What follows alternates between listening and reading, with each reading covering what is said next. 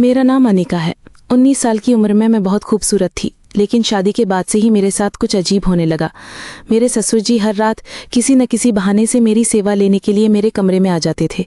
मेरी ज़िंदगी की यह सच्ची कहानी सुनकर आप भी शायद हैरान रह जाएंगे। मेरे साथ एक बहुत बड़ा धोखा हुआ था। रोहन नाम के जिस लड़के से मेरी शादी हुई थी, सुहागरात की रात मैंने देखा कि वो मेरे कमरे में है ही नहीं, बल्कि वहाँ कोई और लड़का मौजूद था। सुहागरात की रात जब मैं अपने पति का इंतज़ार कर रही थी, तब मेरे ससुर जी रोहन को यानी अपने बेटे को साथ लेकर मेरे कमरे में आए। मैं तो ये देखकर ही हैरान थी कि ससुर जी इस तरह अपने बेटे को पकड़कर मेरे कमरे में क्यों लाए हैं।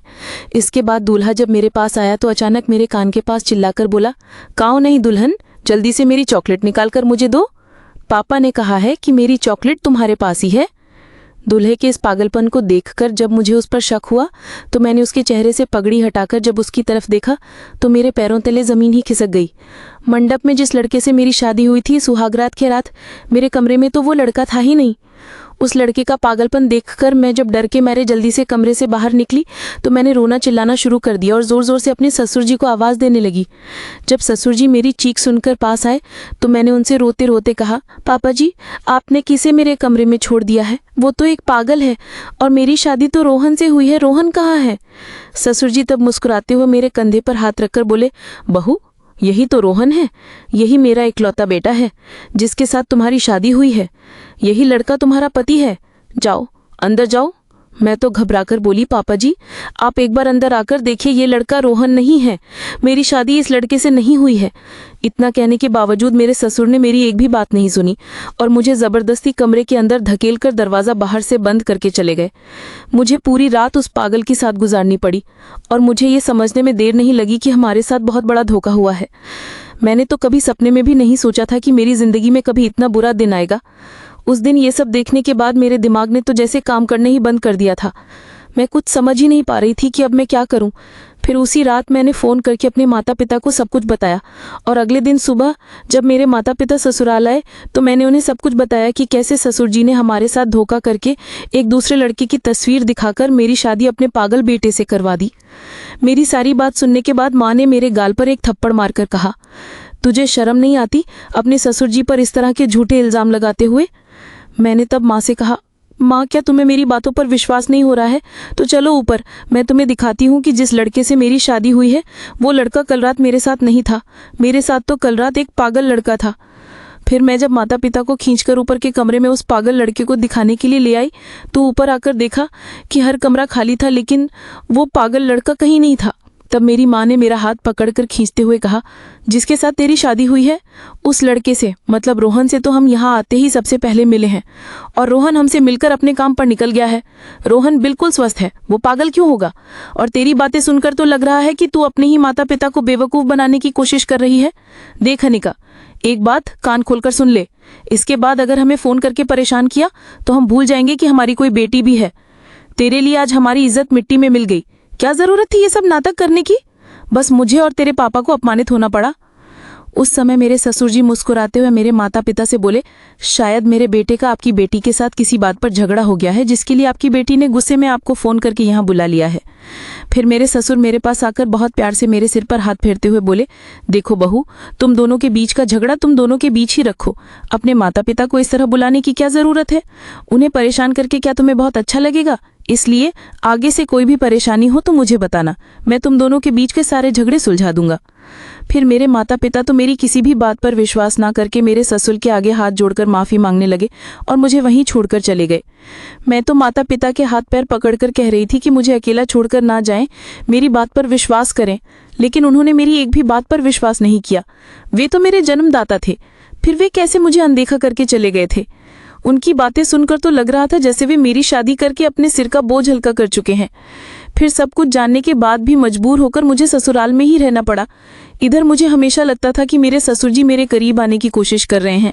यहाँ तक कि ससुराल में एक दिन हो जाने के बाद उस दिन शाम को मेरे ससुर कमरे के अंदर आकर बोले, "देखो बहू, जो होना था वो हो गया, इसलिए सब कुछ मानकर अब तुम्हें इसी घर में रहना होगा और मुझे खुश रखना होगा।" ससुर जी की बात सुनकर मैं गुस्से में उनके पास जाकर बोली, "आपको शर्म आनी चाहिए कि आपने मुझ जैसी एक जवान लड़की की पूरी जिंदगी बर्बाद कर दी और आप कह रहे हैं कि मैं आपको खुश रखूं? सब कुछ जानते बूझते हुए आपने मेरी शादी अपने पागल बेटे से क्यों करवाई? ससुर जी तब मुस्कुराते हुए बोले, बहू धीरे धीरे सब कुछ जान जाओगी, इसलिए अब ज्यादा बातें ना करके मेरे पैरों में जरा तेल मालिश कर दो। अब जाओ, जाकर रसोई से सरसों का गरम तेल लेकर मेरे कमरे में चली आओ। मैं तुम्हारा ससुर हूँ, इसलिए तुम्हें मेरी सेवा करनी होगी, इसीलिए तो तुम्हें अपने बेटे की बहू बनाकर लाया हूँ। मेरे ससुराल में मेरे पति, ससुर जी और 2 नौकर थे, और मेरी सास तो बहुत पहले ही मर चुकी थी। मेरे ससुर जी बहुत अमीर आदमी थे। मेरे ससुर की चावल की एक बहुत बड़ी फैक्ट्री थी। मेरे माता पिता ने सोचा था कि इतने बड़े घर में शादी होने पर मैं बहुत सुखी रहूंगी, लेकिन मेरे माता पिता तो सच मानने को राजी नहीं थे, इसलिए मैंने उनसे उम्मीद छोड़ दी थी। इधर ससुराल में मेरे सिर्फ 3 दिन हुए थे, उसी में लग रहा था जैसे मेरा दम घुट रहा है। मेरे मन की बात कहने के लिए मुझे कोई नहीं मिल रहा था। मैं तो यही समझ नहीं पा रही थी कि जिस नौकर की तस्वीर दिखाकर मेरे ससुर ने मेरे साथ शादी तय की थी, वो नौकर आखिर गया कहाँ, क्योंकि उस लड़के से मिलते ही मुझे मेरे सारे सवालों के जवाब मिल जाएंगे कि मेरे ससुर ने मेरे साथ ऐसा क्यों किया। फिर उस दिन मेरे ससुर ने जब सरसों का तेल लेकर अपने कमरे में बुलाया, तो मजबूर होकर मुझे उनकी सेवा करने के लिए सरसों का तेल लेकर उनके कमरे में जाना पड़ा। फिर हाथ में सरसों के तेल की कटोरी लेकर जब मैं उनके कमरे में गई, तो देखा कि वो पहले से ही आराम से बिस्तर पर पैर रखकर लेटे हुए थे।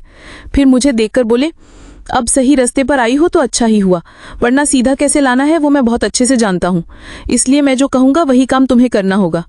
फिर वो बोले, वहाँ खड़ी क्यों हो, जल्दी से तेल लेकर यहाँ आओ और मेरे पैरों में अच्छे से तेल मालिश कर दो। जब से तुम्हारी सास मरी है तब से तो मेरी सेवा ही नहीं हुई है। तो चलो जल्दी हाथ चलाओ। और सुनो, यहाँ से भागने की बात बिल्कुल मत सोचना, क्योंकि यहाँ से भागकर तुम जाओगी कहाँ? तुम्हारे माता पिता तो तुम्हारी बात पर विश्वास करेंगे नहीं, इसलिए यहाँ रहकर मेरी सेवा पर ध्यान दो तो तुम खुश रहोगी। ससुर जी के मुंह से इस तरह की बातें सुनकर मुझे खुद ही बहुत शर्म आ रही थी, क्योंकि वो मेरे ससुर होकर इस तरह की अश्लील बातें कैसे कर सकते हैं। फिर इच्छा ना होते हुए भी जब मैं बिस्तर पर बैठकर उनके पैरों में तेल मालिश करने लगी, तो कुछ देर के लिए लगा कि जैसे मेरे ससुर की मेरे प्रति नीयत ठीक नहीं है। फिर मैं डरकर जब ससुर के कमरे से निकलकर अपने कमरे में घुस गई और दरवाज़ा अंदर से बंद कर लिया, उसके बाद मैं अपनी भावनाओं को रोक नहीं पाई और चीख चीख कर फूट फूट कर रोने लगी, क्योंकि उस दिन मुझे और कुछ समझने में बाकी नहीं था कि मेरे ससुर की नीयत सच में मेरे प्रति ठीक नहीं थी। उस दिन के बाद से तो वो जब तब मेरे कमरे में आकर कहते कि मुझे उनके हाथ पैरों में तेल मालिश करनी होगी। फिर उस दिन शाम को जब मैं बहुत उदास होकर छत पर अकेली बैठी थी, तो अचानक मेरे सामने आकर जो इंसान खड़ा हुआ, उस इंसान को देखकर तो मेरे पैरों तले ज़मीन ही खिसक गई थी। दरअसल उस दिन मेरे ससुर का नौकर यानी आकाश मेरे सामने आकर खड़ा हुआ था। ये वही आकाश था जिसकी तस्वीर दिखाकर मेरे ससुर ने अपने पागल बेटे के साथ मेरी शादी करवा दी थी। उस दिन आकाश को देखने के बाद उसे गले लगाकर मैं बहुत रोई थी, और उस दिन आकाश ने मुझे सब कुछ सच सच बता दिया था। दरअसल मेरे ससुर के उस नौकर का नाम तो आकाश था, और आकाश की तस्वीर दिखाकर मेरे ससुर ने मेरे साथ अपने पागल बेटे की शादी पक्की कर दी थी। उस दिन आकाश ने मुझे बताया कि मेरे ससुर ने किस वजह से अपने पागल बेटे की शादी मेरे साथ करवाई थी, और आकाश के मुंह से सब कुछ सच सुनने के बाद तो मेरी आंखें फटी की फटी रह गई थी। दरअसल मेरे ससुर की मुझ पर बुरी नज़र थी, और चूंकि वो एक बुजुर्ग आदमी होकर मुझसे शादी नहीं कर सकते थे, इसलिए मुझे अपने पास पाने के लिए उन्होंने आकाश की तस्वीर दिखाकर मेरी शादी अपने पागल बेटे से करवा दी थी। मुझे तो पहले दिन से ही अपने ससुर पर शक हो रहा था, क्योंकि उनका मेरी तरफ देखने का अंदाज मुझे बिल्कुल भी अच्छा नहीं लगता था। लेकिन मैंने तो सपने में भी नहीं सोचा था कि वो सच में इतने बुरे इंसान होंगे।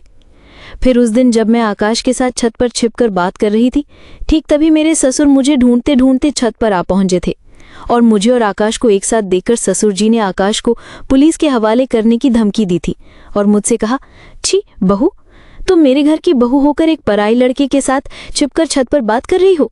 क्या तुम्हारा इस लड़के के साथ कोई रिश्ता है? मेरे ससुर जी तो सब कुछ जानते बूझते हुए मुझ पर ही दोष मढ़ने की कोशिश कर रहे थे। उस समय आकाश तो मेरे ही पक्ष में था, और उस समय मेरे और आकाश के बारे में वो सच जानकर तो मेरे ही पैरों तले ज़मीन खिसक गई थी। दरअसल उस दिन मंडप में मेरे साथ रोहन तो था ही नहीं। उस दिन मेरी शादी भी आकाश के साथ ही हुई थी, क्योंकि मेरे ससुर का बेटा यानी रोहन वो तो पागल था, इसलिए वो शादी का मतलब कुछ भी नहीं समझता था, और चूंकि वो पागल था इसलिए उसे मंडप में बिठाना बहुत मुश्किल काम था। और मेरे ससुर जी बहुत अच्छे से जानते थे कि अगर मंडप में रोहन बैठता तो उसकी सच्चाई सबके सामने आ जाती, और अगर हम सब कुछ सच जान जाते तो हम शादी वहीं तोड़ देते। इसलिए मेरे ससुर जी ने चालाकी से मेरी शादी भी अपने नौकर आकाश के साथ ही करवा दी थी, और शादी हो जाने के बाद मेरे ससुर ने आकाश को अपना मुंह बंद रखने के लिए 5 लाख रुपए दिए थे। चूंकि आकाश बहुत गरीब घर का लड़का था, इसलिए उसने अपने परिवार का पेट भरने के लिए 5 लाख रुपए लेकर मेरी शादी कर ली थी। लेकिन बाद में उसे अपनी गलती का एहसास हुआ कि उन 5 लाख रुपए के लिए उसने मेरी जिंदगी बर्बाद कर दी। इसलिए आकाश अपनी गलती मानकर मुझे सब कुछ सच बताने आया था और ससुर जी ने मेरे साथ ऐसा सिर्फ अपनी ज़रूरतें पूरी करने के लिए किया था। क्योंकि उनका बेटा चूंकि पागल था, इसलिए वो इसका फ़ायदा उठाने के लिए मुझे जानबूझकर घर की बहू बनाकर लाए थे ताकि वो मेरे साथ अपनी गंदी इच्छाएं पूरी कर सके। उस दिन सब कुछ सच जानने के बाद मैंने ससुर के सामने आकाश से कहा कि जब सबके सामने आग को साक्षी मानकर मेरी शादी तुम्हारे साथ ही हुई है, तो क्या तुम मुझे पत्नी का दर्जा दोगे? क्या तुम मुझे अपने घर ले जाओगे? तब आकाश ने मेरे सामने हाथ जोड़कर सिर झुकाकर कहा, मैम साहब, मैं बहुत गरीब आदमी हूँ, क्या आप मुझ जैसे गरीब आदमी के साथ पूरी जिंदगी गुजार पाएंगे? मैंने तब आकाश से कहा, गरीब होकर भी तुम बहुत ईमानदार आदमी हो, तुम मेरा दर्द समझकर आज मेरी मदद करने आए हो, यही तुम्हारी ईमानदारी का सबूत है। इसलिए मैं पैसे कौड़ी के हिसाब से नहीं बल्कि ईमानदारी के हिसाब से तुम्हें अपने पति के रूप में स्वीकार करती हूँ। मुझे कोई पैसा दौलत नहीं चाहिए। हम दोनों की बातें सुनकर ससुर जी ने आकाश के सामने ही मेरा हाथ बहुत जोर से पकड़कर कहा, ए लड़की, क्या तेरा दिमाग खराब हो गया है? मेरा इतना बड़ा घर छोड़कर तू इस नौकर के साथ रहने की बात कर रही है? ज्यादा होशियारी की तो मैं तेरे माता पिता को यहाँ बुला लाऊंगा और पुलिस को भी बुला लाऊंगा, इसलिए चुपचाप मेरे साथ नीचे चल। उस समय मैंने ससुर जी के हाथ से अपना हाथ छुड़ाकर आकाश का हाथ पकड़कर कहा, आपको जिसे बुलाना है आप बुला सकते हैं, क्योंकि ये तो बिल्कुल सच है कि मेरी शादी तो आकाश के साथ ही हुई है। और वैसे भी मेरे माता पिता जब मेरी किसी बात पर भरोसा न करके मुझे अकेला छोड़कर चले गए थे, तो उनके यहाँ आने या न आने से मुझे अब कोई फर्क नहीं पड़ता। इसलिए मैं अभी अपने पति के साथ ससुराल जाऊंगी, और अगर आपने ज्यादा होशियारी की तो मैं और मेरे पति पुलिस के पास जाकर आपके नाम पर रिपोर्ट करेंगे, ये बात याद रखिएगा। यहाँ तक कि वो इतने बेशर्म आदमी थे कि उन्होंने अपने दिए हुए वो 5 लाख रुपए भी मेरे पति से वापस ले लिए थे। फिर मैं अपने पति के साथ ससुराल चली आई थी। ससुराल आने के कुछ दिनों बाद ही मेरे माता पिता भी आकाश के घर यानी मेरे ससुराल आ पहुंचे थे। उस दिन मेरे माता पिता ने अपनी गलती मानकर मुझसे माफ़ी भी मांगी थी और मुझे अपने साथ घर ले जाने की बात कही थी। लेकिन मैं उनके साथ वापस घर नहीं गई, क्योंकि मेरी शादी तो आकाश के साथ हो ही गई थी। इसलिए माता पिता के साथ वापस जाकर मेरा और कोई फ़ायदा नहीं था। अब मैं अपने पति के साथ बहुत अच्छी हूँ। मेरे पति गरीब हैं, लेकिन उनका दिल बहुत बड़ा है। वो मुझसे बहुत प्यार करते हैं और बहुत सुखी रखा है। इस दुनिया में कितने तरह के लोग हैं ये समझना तो बहुत मुश्किल है। मैंने तो सपने में भी नहीं सोचा था कि मेरे साथ कभी ऐसा होगा। दरअसल बचपन से ही मेरी इच्छा थी कि मेरी शादी एक बहुत अमीर परिवार में हो, लेकिन एक अमीर परिवार में शादी करने का अंजाम इतना बुरा होगा ये तो मैंने कभी कल्पना भी नहीं की थी। खैर, मैं अब एक गरीब आदमी की पत्नी होकर भी बहुत सुखी हूँ और अच्छी हूँ। दोस्तों, आज की कहानी यहीं ख़त्म होती है। कहानी में कोई भूल चूक हो तो माफ़ कर दीजिएगा। कहानी अच्छी लगी हो तो लाइक, शेयर, सब्सक्राइब करना न भूलें। धन्यवाद।